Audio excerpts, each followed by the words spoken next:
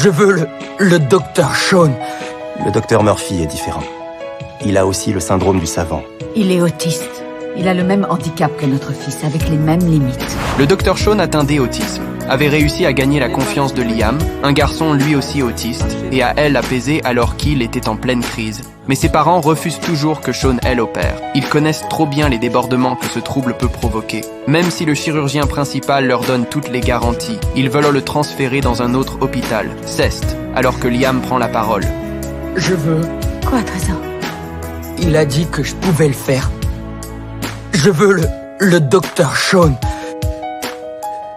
Quand Shaun l'apprend, il vient le remercier, mais soudain le corps de Liam se met à convulser violemment et il tombe en choc septique en quelques secondes. Les médecins préparent l'opération immédiatement. Le chirurgien principal tend le bistouri à Shaun, un geste de confiance absolue. Vous le prenez, oui ou non?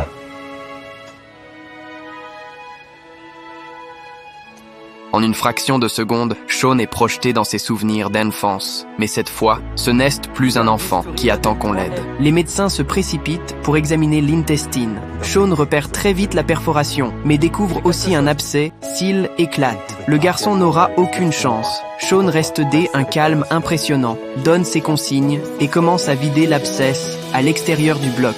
Quand les parents apprennent que leur fils est hors de danger, la mère craque complètement et serre Shaun dans ses bras. Le père, gagné par la culpabilité, le remercie sans arrêt.